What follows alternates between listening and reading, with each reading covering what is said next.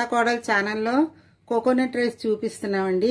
దానికి కావలసిన పదార్థాలు ఉల్లిపాయలు, అల్లం వెల్లుల్లి పేస్టు, తగినంత సాల్ట్, లవంగ, దాల్చిన చెక్క, పచ్చిమిర్చి, కొబ్బరిపాలండి.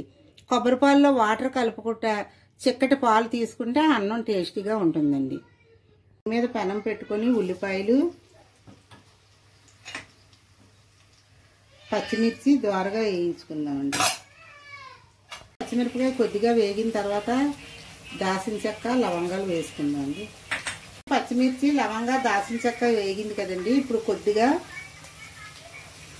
1 స్పూను అల్లం వెల్లుల్లి పేస్ట్ వేసుకుందామండి.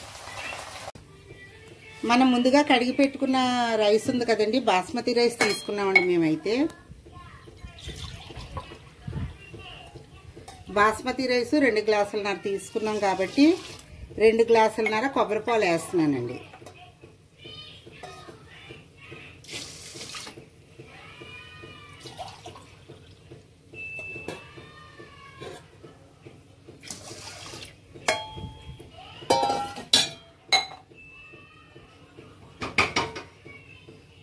అలాగే మనం వేయించి పెట్టుకున్న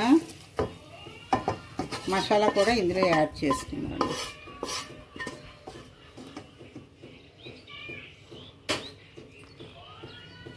తగినంత సాల్ట్,